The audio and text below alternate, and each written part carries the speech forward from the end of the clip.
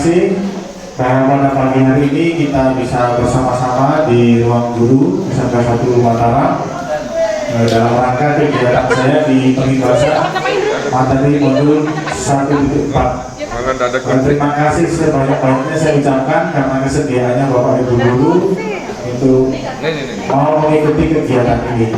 Nah, mungkin sebelum kita mulai kegiatan ini, kita akan bersama-sama berdoa lebih dahulu. Mohon kesediaan Bapak Asmuni untuk memimpin doa. Terima kasih Pak. Pak Yulai. Pak Yulai sudah make up di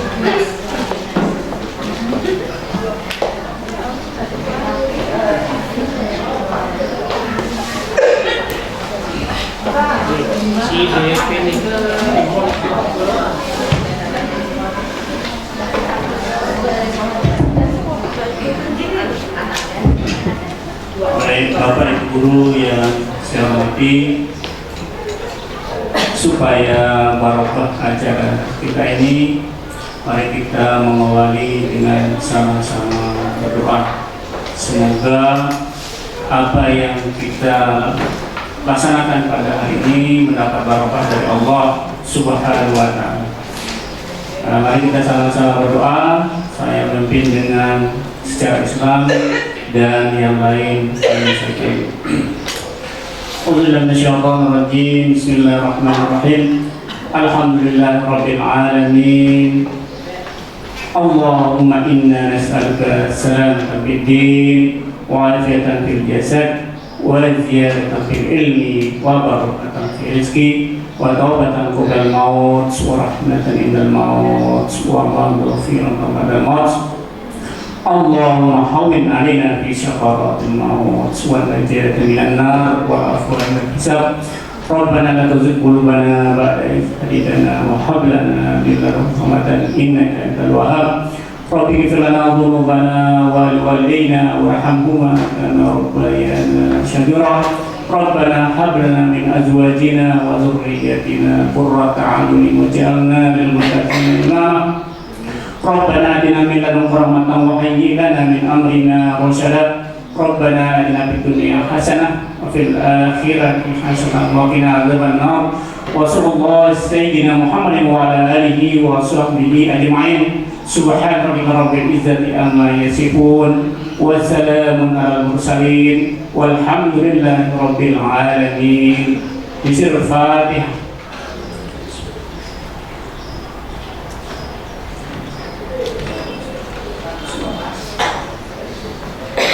Demikian, assalamualaikum warahmatullahi wabarakatuh dan selamat pagi.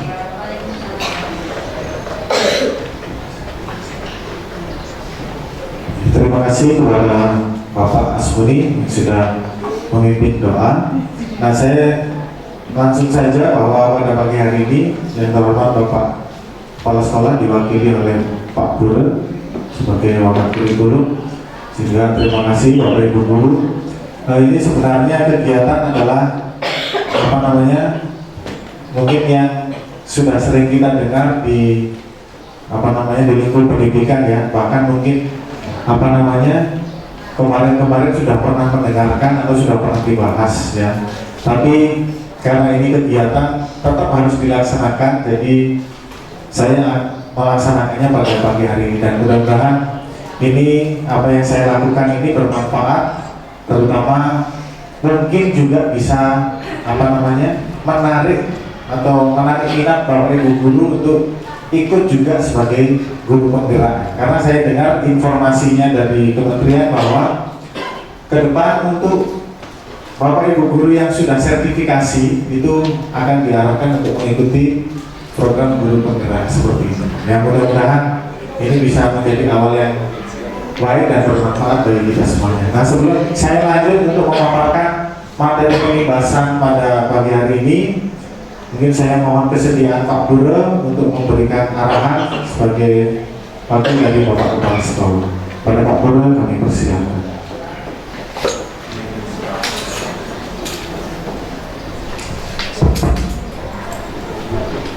Terima kasih Pak Indra. Bapak Ibu yang saya hormati, selamat pagi, salam sejahtera untuk kita semuanya. Kita panjatkan puji syukur pada Tuhan Yang Maha Kuasa. Pada pagi hari ini kita bertemu di sini dalam keadaan sehat dengan segala nikmatnya. Bapak Ibu, apa yang kita akan lakukan pada pagi hari ini adalah untuk kepentingan bersama, bukan hanya kepentingan Pak Indra.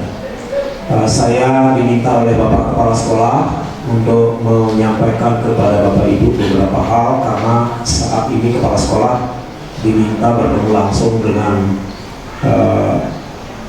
Bapak Kadis melalui Zoom. Jadi beliau rapat di ruangan bersama KPU dan kepegawaian. Jadi membahas masalah kepegawaian. Jadi langsung di ruangan. Oleh karena itu, saya mewakili Bapak Kepala Sekolah akan menyampaikan beberapa hal berkaitan dengan apa yang akan kita lakukan.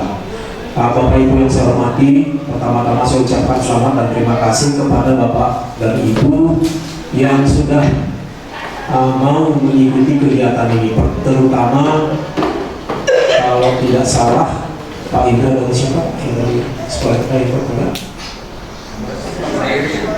Dengan? Baru sendiri ya? Ya. Terima kasih kepada Pak Indra dan diharapkan Bapak Ibu yang lain mengikuti jejak beliau. Ya, karena kedepannya dunia pendidikan, guru penggerak ini akan menjadi suatu yang sangat penting, ya, dan sesuatu yang harus diikuti oleh Bapak Ibu, terutama Bapak Ibu yang generasi yang seangkatan dengan Pak Indra dan di bawahnya. Ini harus. Kenapa begitu? Mohon maaf Bapak Ibu, kita SMK 1 Mataram, dari dulu kita sangat bangga dengan sekolah kita. Kita sangat bangga dengan prestasi-prestasi kita. Tetapi jangan lupa bahwa zaman itu maju, zaman itu bergerak. Sejarah itu menjadi catatan kita, tetapi hari depan itu harus usaha yang harus kita lakukan. Tidak bisa kita hanya berbangga dengan sejarah. Mempertahankan jauh lebih sulit daripada mencapai. Oleh karena itu, prestasi-prestasi dan kebanggaan-kebanggaan yang sudah pernah kita capai itu harus kita tetap perjuangkan di masa yang akan datang. Banyak yang sudah memberikan contoh, dan mungkin Bapak Ibu saya yakin sudah pernah mendengar, apakah dalam bentuk video, apakah dalam bentuk pesan-pesan, apakah dalam bentuk berita-berita dan lain sebagainya. Bagaimana dulu kejayaan HP Nokia yang sekarang akhirnya menjadi runtuh dengan Motorola, yang dikalahkan sekarang hanya oleh HP-HP yang seperti Oppo dan sejenisnya. Begitu dulu waktu Bapak Ibu seperti mungkin angkatan saya, kalau punya HP Nokia, Motorola, apalagi satu itu Ericsson, Sony Ericsson, wah itu luar biasa zaman itu, ya. Tetapi apa yang terjadi sekarang ini itu hilang semua, karena mereka terlalu bangga dengan status quo-nya, tidak mau mengikuti perkembangan zaman, yaitu masuk ke dunia zaman HP yang sekarang ini, Android. Mereka bertahan tidak menggunakan Android, akhirnya tenggelam. Bahkan sekarang banyak HP-HP yang baru-baru muncul dengan berbagai merek bermunculan, meskipun juga ada beberapa yang begitu muncul akhirnya tenggelam juga, tetapi ada beberapa yang masih bertahan, yang mungkin sekarang kita pergunakan. Nah itu kenapa? Karena mereka mengikuti perkembangan dan berusaha untuk memenuhi kebutuhan. Nah, demikian juga mungkin menjadi pembelajaran kita, apa yang pernah kita capai dulu itu harus tetap kita pertahankan dengan tidak malu-malu dan tidak segan-segan untuk mengikuti dan mengupdate diri untuk perkembangan zaman. Ya. Saya sudah pernah melihat secara langsung SMK Pringgawayu, ya karena kebetulan saya diundang ke sana. Kemudian SMK mana lagi saya sempat berdiskusi dengan beberapa wakil kepala sekolah. Mereka luar biasa perkembangannya, update-nya. Nah ini guru-gurunya berkembang, bahkan ada beberapa sekolah yang sudah bisa menjadi sekolah berbagi. Mereka punya ilmu, mereka punya temuan, itu dibagikan kepada guru-guru di seluruh Indonesia. Nah seharusnya kita juga bisa membuat kelas seperti itu. Saya yakin bisa. Hanya mungkin kita belum pede untuk melakukan itu. Ya. Oleh karena itu salah satu program pemerintah adalah dengan memberikan kesempatan kepada Bapak Ibu untuk menjadi guru penggerak. Ya. Menjadi guru penggerak seperti sekarang ini, untuk selalu meningkatkan kompetensi, meningkatkan kemampuan. Jadi kenapa? Kalau nanti di sekolah Bapak Ibu, kita di sekolah kita ini sudah banyak yang ada guru penggeraknya, maka kita akan menuju menjadi sekolah penggerak. Apa itu guru penggerak? Apa itu sekolah penggerak? Nah, ini harus kita mau melakukan literasi, mau belajar, hanya sekedar begitu hanya harus menunggu informasi resmi saja. Dunia pendidikan sekarang sangat berkembang dengan berbagai ipteknya. Jadi Bapak Ibu jangan segan-segan, jangan bosan-bosan, begitu dapat informasi istilah baru cari apa sih itu, ya kepo lah sedikit begitu ya. Ternyata dalam hal yang seperti ini kita perlu banyak kepo begitu. Istilahnya kepo ya. Jadi jangan hanya begitu mendengar istilah guru penggerak ya hanya lewat begitu saja. Jadi harus tahu apa itu guru penggerak. Ya, kenapa? Karena diharapkan Bapak Ibu guru yang nanti akan menjadi guru penggerak ini yang sudah masuk ke guru penggerak, karena akan dilatih, diberikan berbagai ilmu untuk bisa mengembangkan sekolah baik siswa maupun membantu guru-guru yang lain. Yang namanya saja penggerak, ya akan menggerakkan.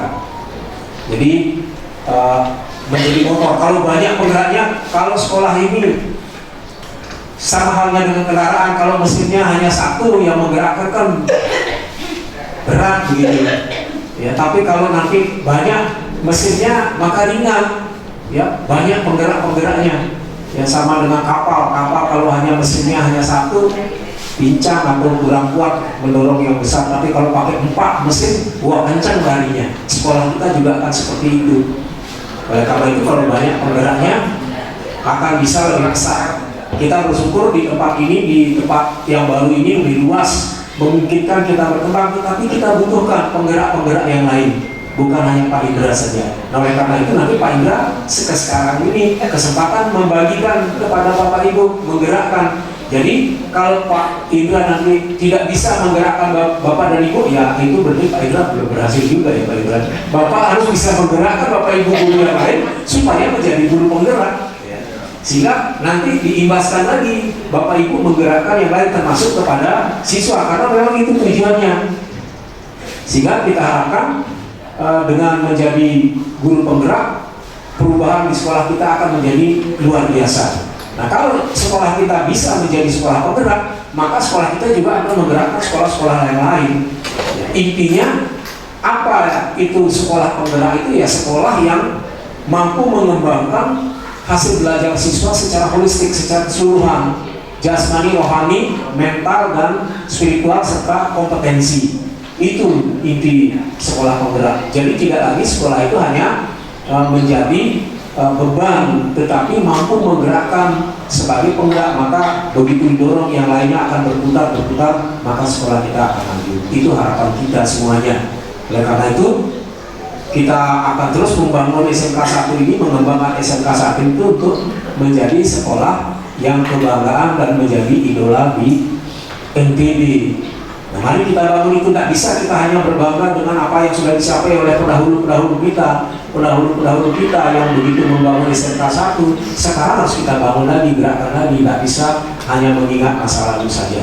Oke? Nah, jadi itu Bapak Ibu yang ingin saya sampaikan. Mudah-mudahan yang lain ya terus segera untuk mengikuti jejak Pak Indra menjadi sekolah penggerak. Memang akan capek ya. Tapi kalau Bapak Ibu takut capek, kita tidak akan pernah berprestasi apa-apa. Jangan takut capek. Nah, kalau kita saja takut capek, bagaimana kita bisa mendorong anak-anak untuk mereka berusaha? Oleh karena itu tidak usah takut capek, karena apa yang akan kita capai ke depan itu membutuhkan ekstra. Kalau ingin hasil yang hebat, ya harus kerja yang ekstra. Kan itu yang kita sampaikan kepada anak-anak. Demikian, selamat kepada Pak Indra.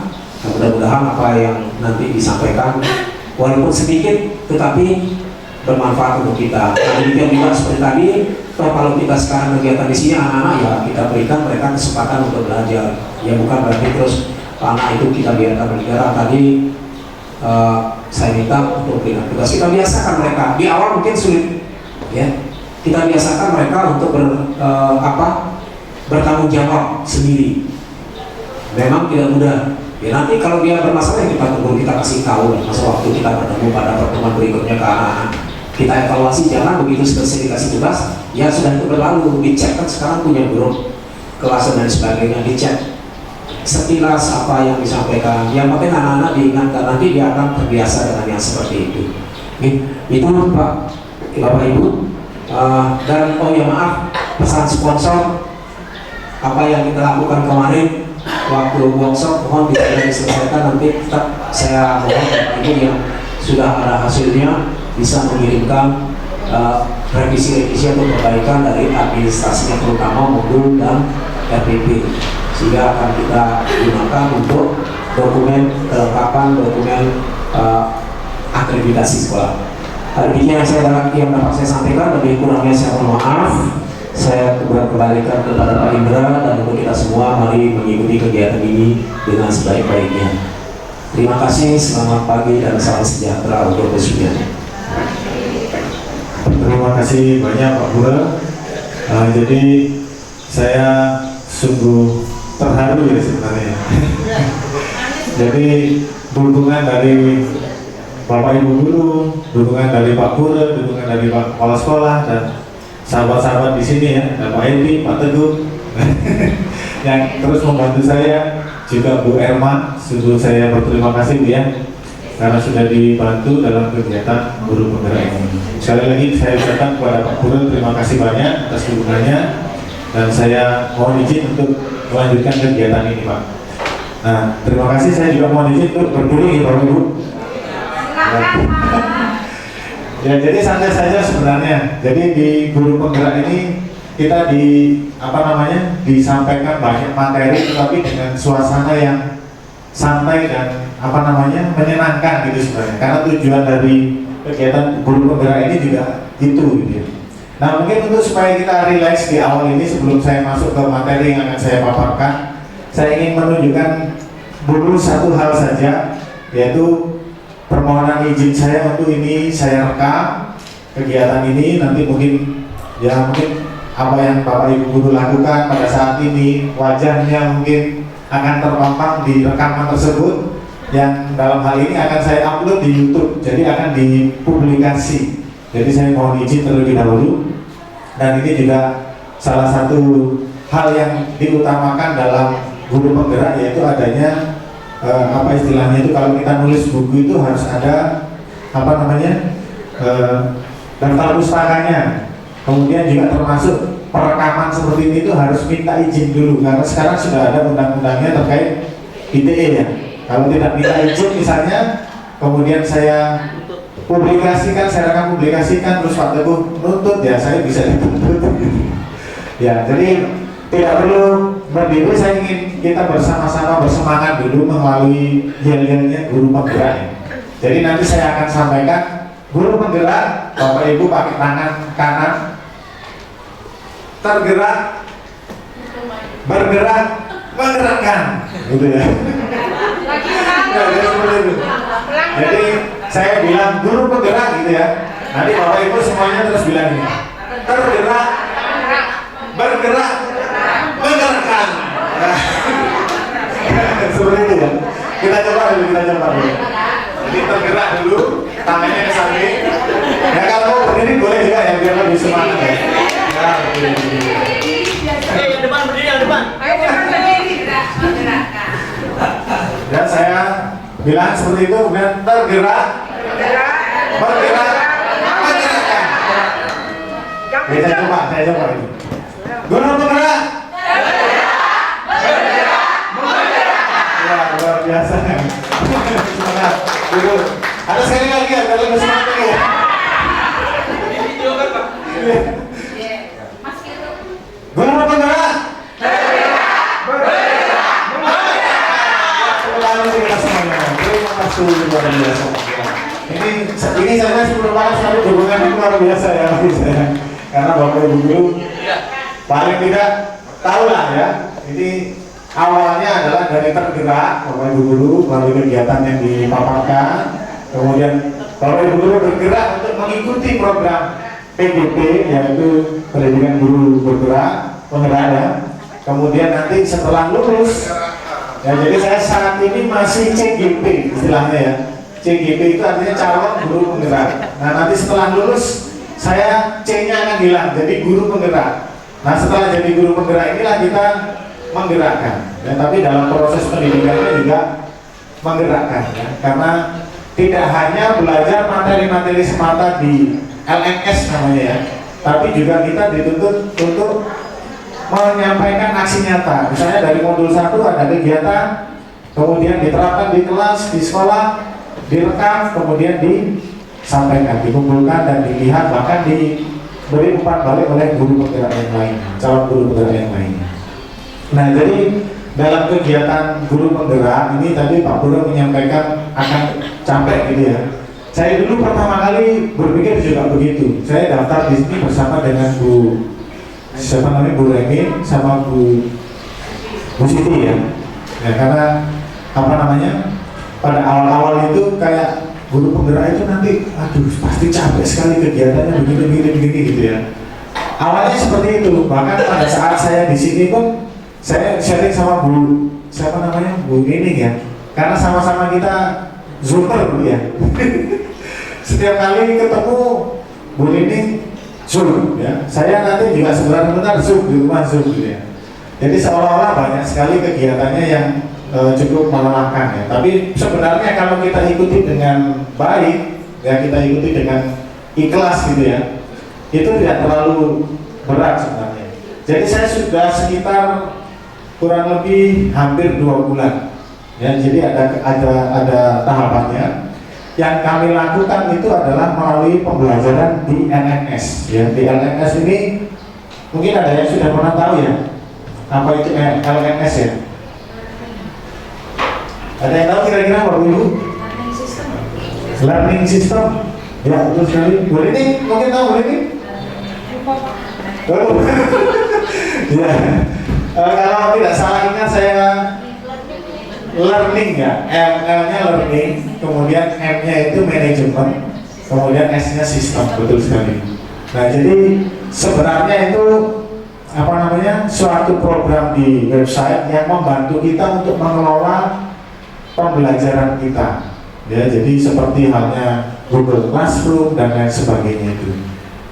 Nah cuma di situ di LMS itu ada banyak sekali hal-hal yang disampaikan berupa materi, kemudian berupa diskusi, kemudian berupa video dan lain sebagainya, di mana mendorong pembelajar itu untuk aktif dimulai dari diri sendiri. Bahkan ada kalimat pertamanya pada setiap aktivitas modul itu ada kalimat dimulai dari diri sendiri. Jadi kita belajar sebelum mempelajari materi, kita disuruh membuat artikel dulu tentang judulnya, misalnya budaya positif. Kita suruh nulis dulu budaya positif itu apa yang kita ketahui dalam sebuah blog ya, yang sudah disiapkan di dalam LMS tersebut, dan itu seperti tugas yang harus dikerjakan gitu loh. Jadi tak kita tunda-tunda. Jadi harus dikerjakan itu dulu, baru tahap berikutnya, dan seterusnya. Nanti setelah ada materi eksplorasi pembukaan, ada video call dengan teman-teman yang lainnya, dibahas, diskusi, kemudian dipresentasikan. Kemudian setelah dipresentasikan ada lagi instruktur yang menyampaikan materinya. Jadi pemahaman itu bisa benar-benar diterima dengan baik gitu. Nah, kali ini saya akan menyampaikan aksi nyata saya di bagian modul 1.4. Ini juga pembelajarannya itu ada 3 modul ya, modul 1, modul 2, dan modul 3. Namun di modul 1 dipecah lagi ada 1.1, 1.3 sampai 1.4 gitu. Nah, kemudian untuk yang saya jelaskan ini adalah aksi nyata modul 1.4 tentang budaya positif ya. Nah, mungkin Bapak Ibu Guru pernah membaca kalimat ini ya, merdeka belajar. Nah, kira-kira ada yang tahu nggak kenapa kok merdeka belajar? Artinya apa ini merdeka belajar? Mungkin salah satu bisa membantu saya, Bapak Ibu. Halo, Guru. Ya, langsung kan ya satu-satu Bapak. Kira-kira apa nih? Kalau Bu Rahayu, menurut Bu Rahayu bebas belajar. Apa lagi? Pak Gito gimana Pak Gito? Kalau menurut Pak Gito, merdeka belajar itu apa? Terima kasih. Sepanjang yang saya ketahui, merdeka belajar itu Boleh belajar mereka.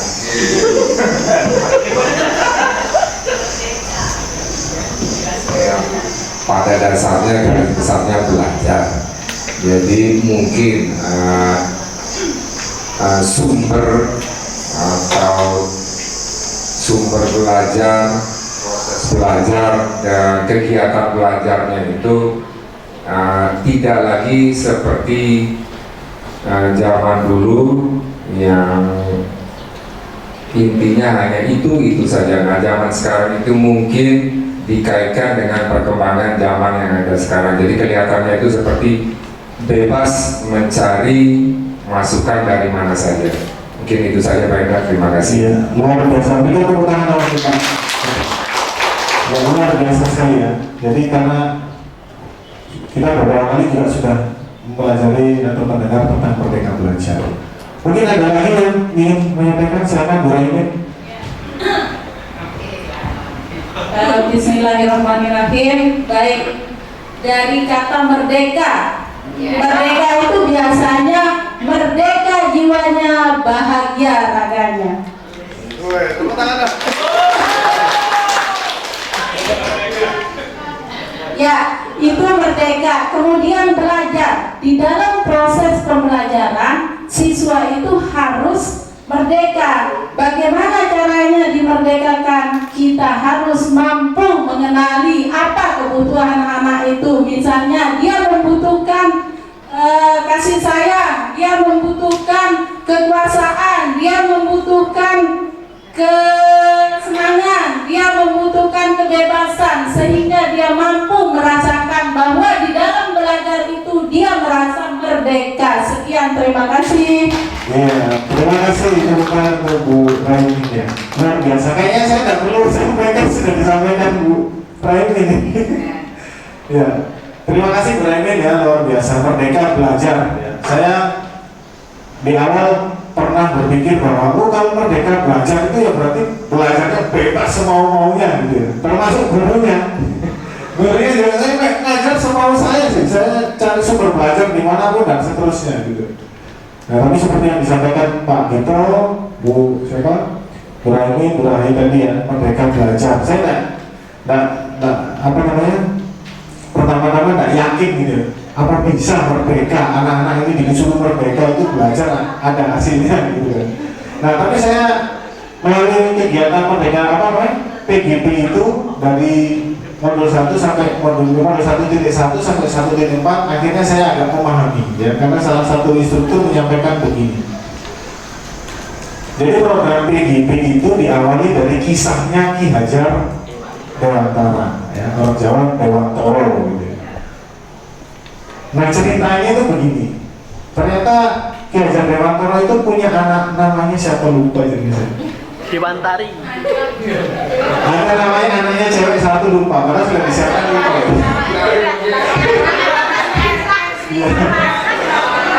Dewantari. Dewasa aku menang ya.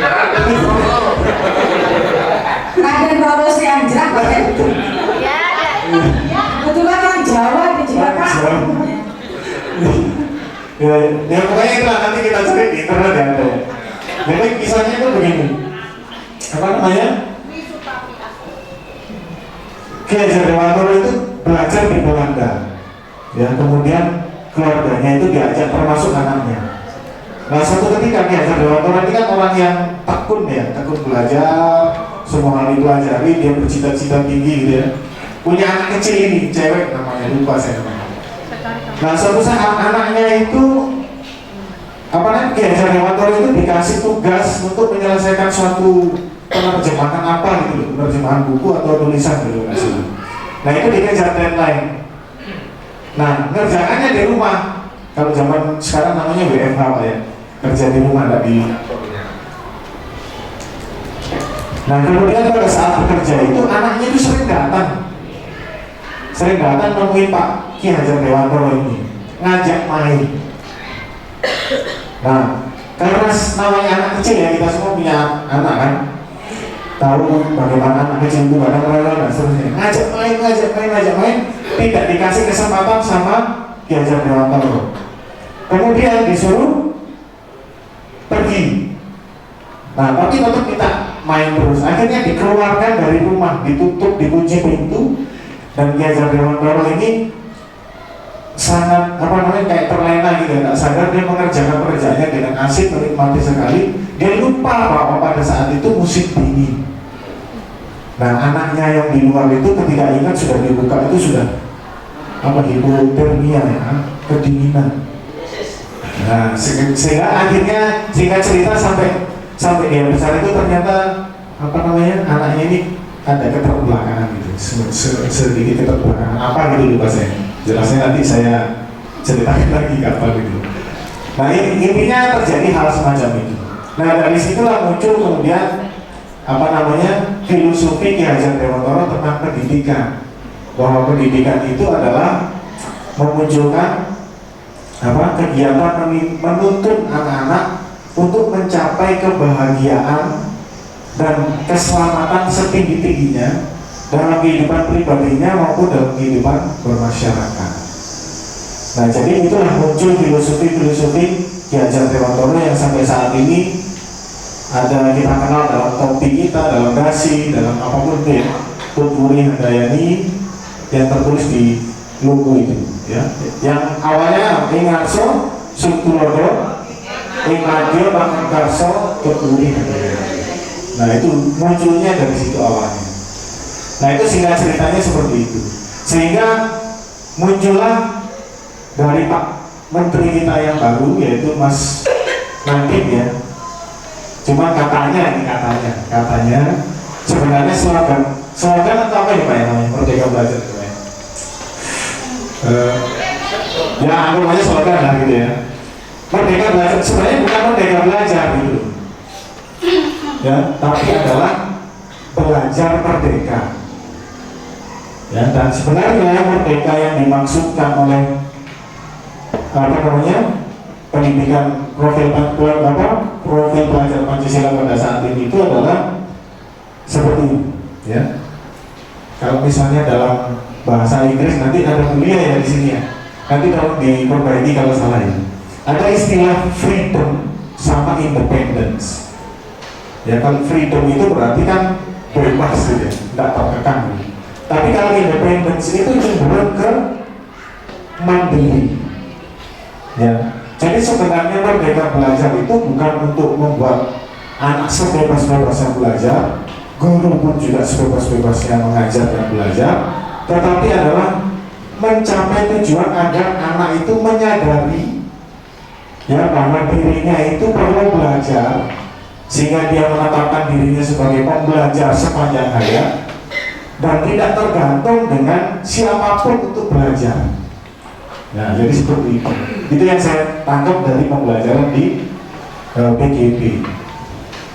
Jadi intinya kita bagaimanapun RPP kita, kan sekarang sudah bebas ya, RPP kita seperti apa, yang penting di tujuan pembelajaran dan capaiannya itu adalah untuk agar siswa itu menjadi benar-benar mandiri. Nggak perlu lagi harus dimarahin di apa gitu untuk supaya dia mau belajar, tapi dia menyadari bahwa dia itu butuh belajar. Nah, kalau kita sudah bisa membuat anak seperti itu menurut ini, itu berarti kita berhasil. Dan tidak perlu memaksakan. Ini contoh yang saya sampaikan ya dari pembicaraan di PGB itu. Misalnya, anak tidak harus pandai sekali tentang matematika. Anak tidak harus pandai sekali tentang bahasa Inggris. Ya. Tetapi dia sadar bahwa dia perlu belajar matematika, dia perlu belajar bahasa Inggris.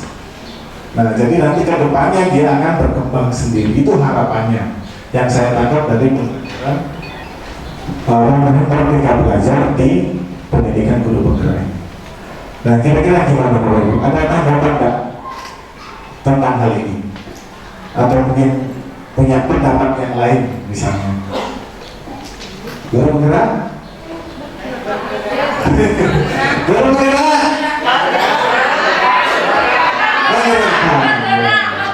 Bagaimana ini? Ada yang ingin menanggapi nggak kira-kira?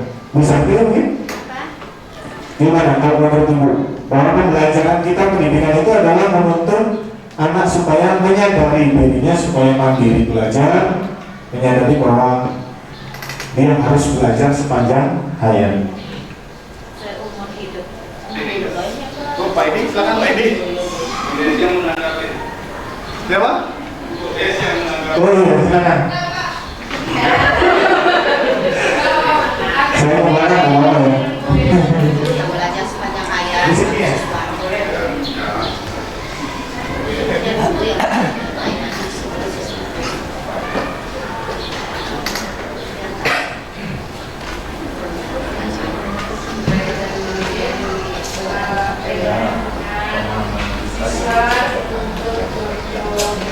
Mandiri belajar. Saat ini kita melihat generasi anak-anak kita ini generasi cengeng, ya generasi yang selalu dicocol kalau bahasa saya, selalu disajikan yang sudah siap saji. Ketika kita arahkan untuk mencoba menjadi mandiri, itu prosesnya luar biasa. Saya sendiri merasakan bahwa kita harus mulai. Jangan dibiarkan anak-anak kita dalam kondisi yang seperti itu. Jadi bukan salah pada zamannya, tidak, tetapi memang ada kemudahan-kemudahan yang didapatkan oleh anak-anak pada generasi sekarang ini, yang kemudian menjadi anak-anak itu terlena, bukan menjadi mandiri, tapi menjadi tergantungan malah jadinya. Jadi saya setuju kalau anak-anak sekarang ini kita bersama-sama, khususnya di dunia pendidikan ini, kita membimbing anak-anak untuk bisa mencetak karakter mandiri dalam berbagai hal, terutama ya dalam belajar. Ya, karena nantinya anak-anak ketika kembali ke masyarakat, dia akan menjadi dirinya sendiri, bukan menjadi orang lain. Artinya kita sekarang ini punya tugas bersama-sama meletakkan itu untuk bisa anak-anak secara mandiri dalam berbagai hal. Terima kasih. Terima kasih banyak Bu Siti ya, luar biasa. Terima kasih banyak mungkin ya. Nah, ini sejalan sebenarnya dengan pemikiran Ki Hajar Dewantoro Bu ya, bahwa sebenarnya pendidikan itu juga harus memperhatikan kodrat anak dan kodrat zaman ya. Kira-kira ada yang pernah dengar nggak kata-kata seperti ini? Kodrat anak. Kalau kemarin saya dengar di PGB itu istilahnya sederhananya itu tabiat. Apa yang tabiat itu? Kebiasaan ya. Nah seperti itu. Jadi di sana itu disampaikan bahwa kita tidak bisa merubah kodrat anak, tabiat anak, watak tidak bisa. Bahkan kita tidak bisa mendorong atau menuntun atau bukan menuntun ya, menarik ya. Tapi kita hanya bisa mengarahkan, menuntun, mendampingi supaya kodrat anak yang baik itu yang dimiliki, sedangkan kodrat yang yang kurang baik, yang negatif itu istilahnya itu guru jadi petani ya. Jadi petani memelihara tanaman itu kan dipupuk ya. Kalau dipupuk baik pasti tumbuhnya baik, kalau pupuknya jelek tumbuhnya jelek, seperti itu. Nah di situ Ki Hajar Dewantara mengajak kita untuk memperhatikan kodrat anak. Kemudian juga kodrat zaman. Sekarang ini kan zamannya teknologi, internet, ya, HP. Nah ada yang mengatakan seperti ini. Sekarang ini HP jangan lagi dilarang-larang, ya. Tetapi bagaimana guru mengarahkan supaya penggunaan teknologi ini bisa dipakai anak benar-benar supaya anak-anak bisa mencapai pembelajaran itu. Ya, jadi tidak menghalangi. Bahkan kalau kita mungkin kemarin ada wacana kita akan melarang penggunaan HP di kelas dan seterusnya gitu ya. Atau anak tidak boleh membawa HP lagi. Itu sebenarnya kalau di PGB itu lebih cenderung jangan gitu. Karena itu kodrat zaman anak, kodrat zaman sekarang yang harus diikuti juga. Nah, bagaimana peran guru untuk mengendalikan itu dengan berbagai cara yang bisa dilakukan melalui kegiatan yang positif. Nah, makanya itu saya pertama juga berpikir, wah susah ini. Anak-anak ini sudah bukan lagi anak yang bisa diatur, ini sudah susah sekali, ini sudah dari awalnya memang salah dan seterusnya ya. Tapi ternyata melalui step-step pembelajaran itu akhirnya mulai saya ngerti, oh begini maksudnya gitu ya. Meskipun saya masih tahap modul 2.1 sekarang. Jadi yang akan banyak pembelajaran yang menarik yang ternyata itu tidak sekedar disampaikan secara teori, tapi kita bisa melakukannya gitu. Jadi seperti itu. Oke, saya lanjut ya. Nah ini filosofi yang saya sampaikan tadi bahwa pendidikan adalah menuntut segala kodrat yang ada pada anak-anak agar mereka dapat mencapai keselamatan dan kebahagiaan yang setinggi-tingginya baik sebagai manusia maupun sebagai anggota masyarakat. Ya, kira-kira sudah pernah dapat nggak informasi seperti ini? Sudah mungkin ya. Anak didik kita di dalam kelas itu berbeda-beda kebutuhannya, ya. Ada kebutuhan gaya belajar dan sebagainya. Itu kalau bisa dipenuhi, anak benar-benar merasa senang belajar, ya, tertarik untuk belajar.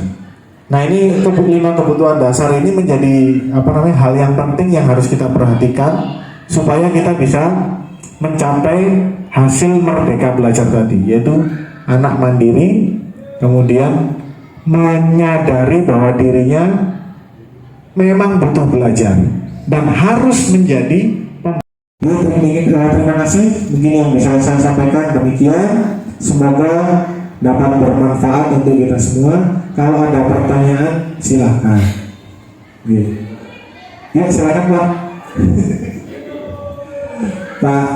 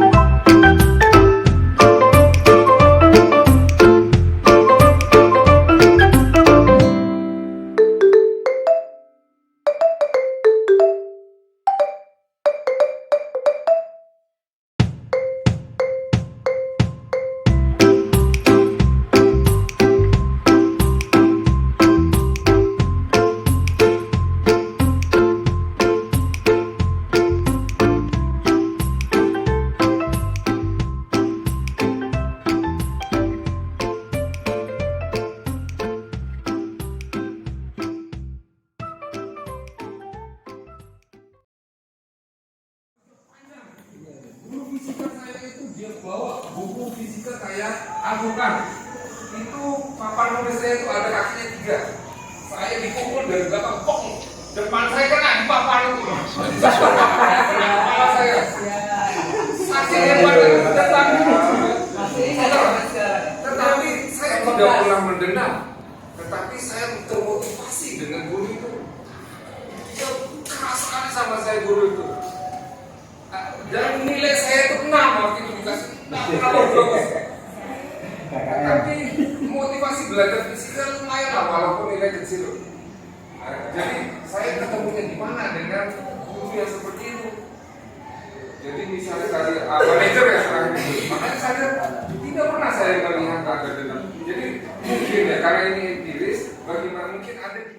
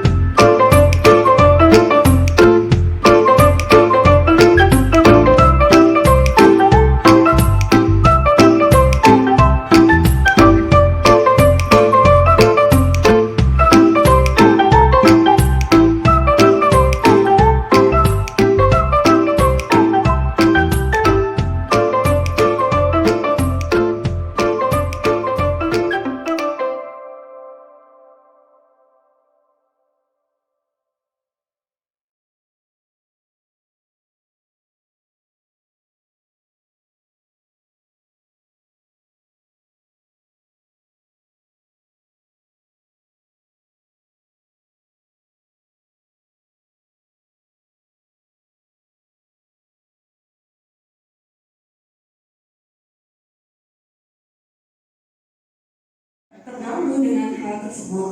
Kemudian orang tua kami juga dulu kalau misalnya kami mengadu, kami dimarahin atau kami dipukul, orang tua kita tidak menyalahkan kami guru, tapi malah dia bilang kalau kamu tidak nakal, kamu tidak mungkin kamu dimarahi. Tapi dengan zaman yang semakin berkembang, kita tidak mungkin bisa menerapkan hal yang sama.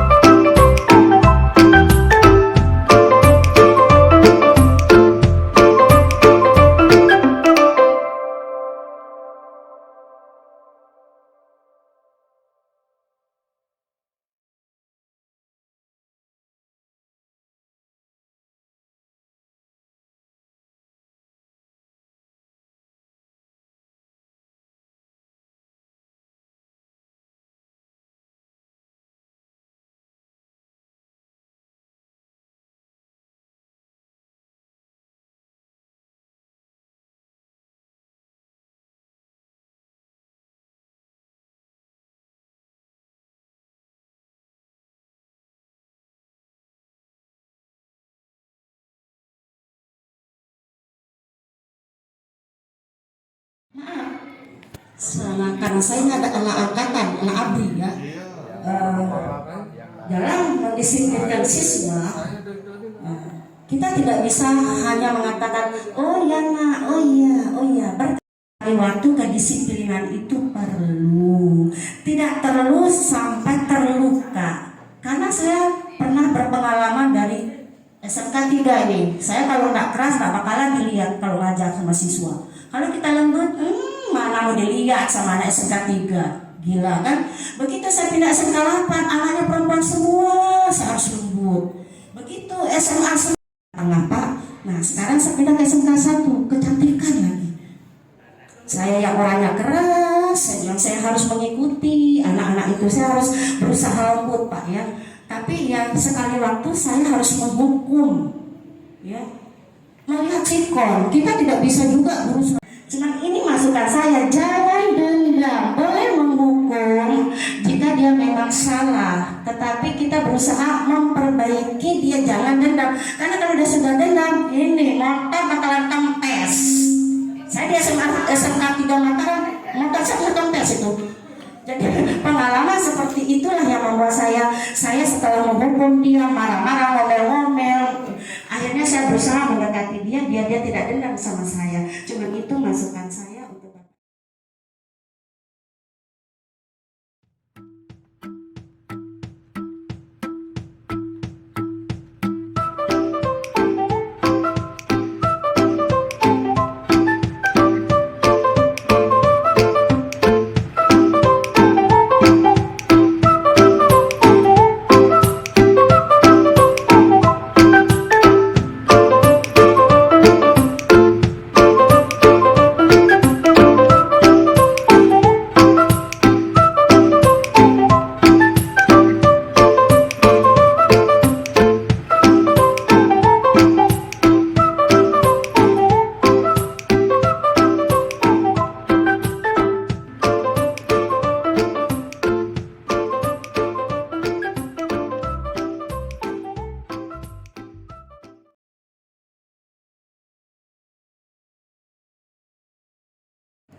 Setiap hari saya akan temperamen Pak Indra kan enggak kan?